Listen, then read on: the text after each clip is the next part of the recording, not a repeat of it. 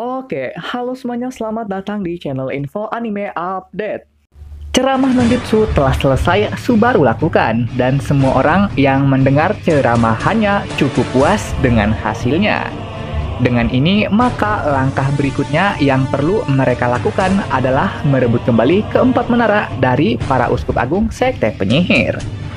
Di tengah kebingungan terkait bagaimana cara merebutnya kembali, Otto seketika datang ke sini memberi solusi, dan solusi yang dimaksud adalah dengan mengajak si ganteng Reinhardt untuk bergabung dalam misi penumpasan.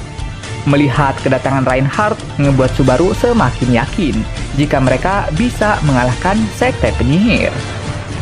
Dengan bergabungnya Reinhardt, maka dimulai kembali rapat untuk mengalahkan sekte penyihir. Dalam rapat ini, salah satu permintaan uskup agung, yakni buku kebijaksanaan, ngebuat mereka mempertanyakan sebenarnya buku tersebut beneran ada atau tidak. Dan Otto langsung angkat tangan, mengatakan buku itu sekarang ada padanya.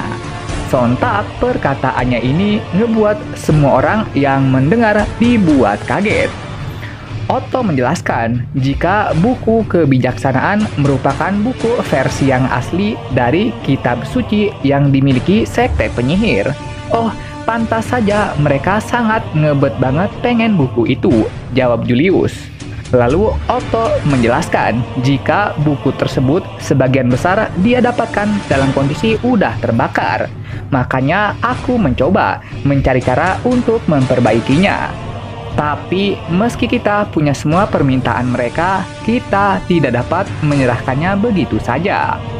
Berikutnya, di tengah rapat berlangsung, Liliana malah datang ke sini. Dan sudah pasti tujuannya buat bernyanyi. Gak hanya Liliana doang, Mak Lampir juga ikutan hadir. Melihat Mak Lampir baik-baik saja, membuat Al-Kafirun menghampirinya. Tapi Mak Lampir yang punya reputasi tak tersentuh malah nampol nih makhluk tepat saat dirinya mau mendekat. Setelah menumbangkannya, Mak Lampir dengan gagah berani mulai meletakkan kaki di atas kepala Al-Kafirun. Buset, sungguh mendominasi Mak Lampir kita ini.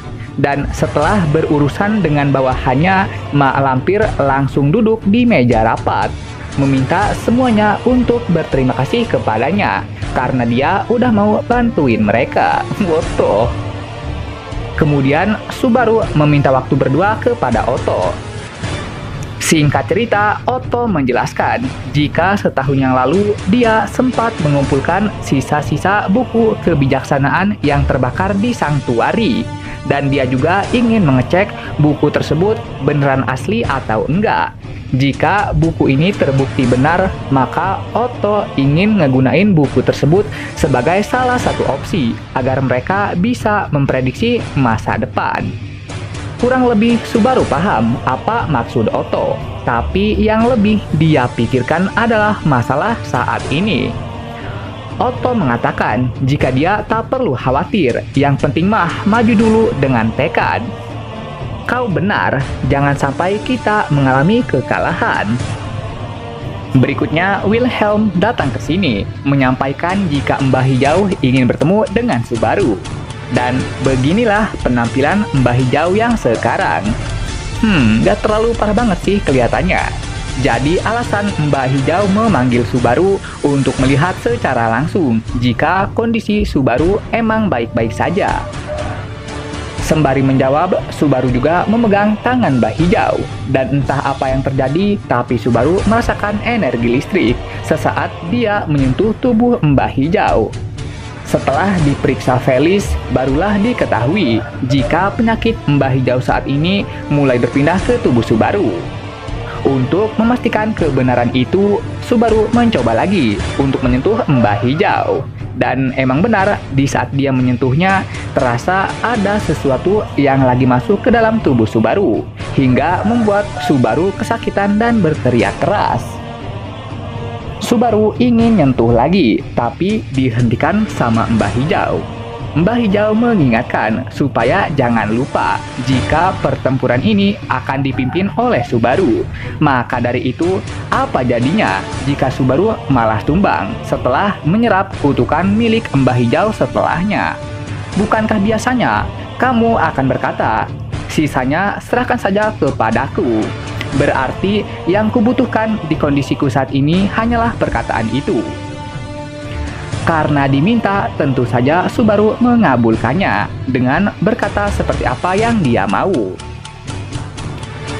Kemudian, di luar ruangan, Wilhelm berterima kasih atas niat baiknya yang rela ngorbanin tubuh demi kesembuhan Mbah Hijau. Kemudian, Wilhelm mulai melaporkan identitas asli kedua ajudan sekte penyihir yang sempat mereka lawan.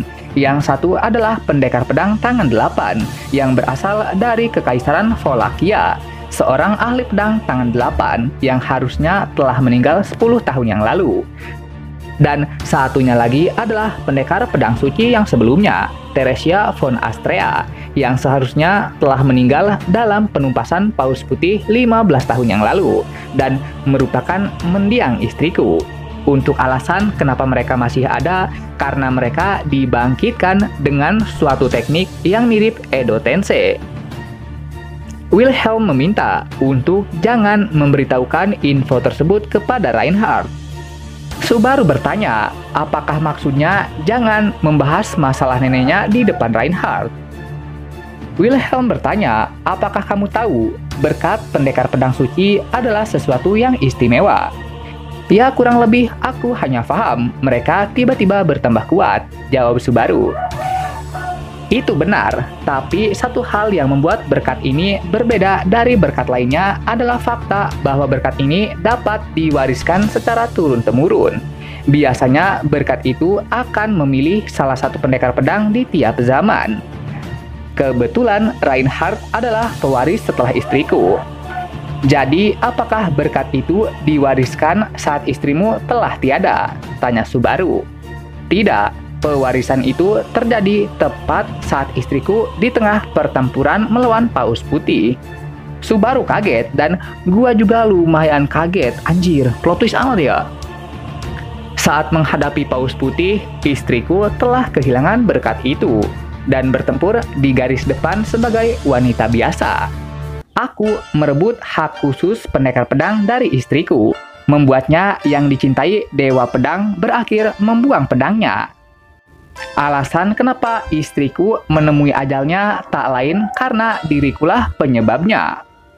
Aku mencaci maki Reinhardt dengan tuduhan dialah penyebab utama di balik kematian istriku, walaupun sebenarnya semua itu kulakukan karena aku masih tidak menerima kematian istriku.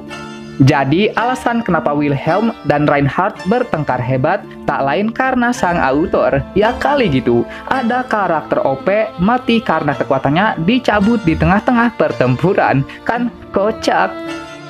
Aku menyesali karena sudah melampiaskan rasa depresiku padanya saat itu. Kemudian di ruang rapat, Mak Lampir mengatakan pada semuanya untuk menyerahkan masalah uskup mumi pada dia dan Liliana. Liliana kaget, lah kok malah ngajak gua?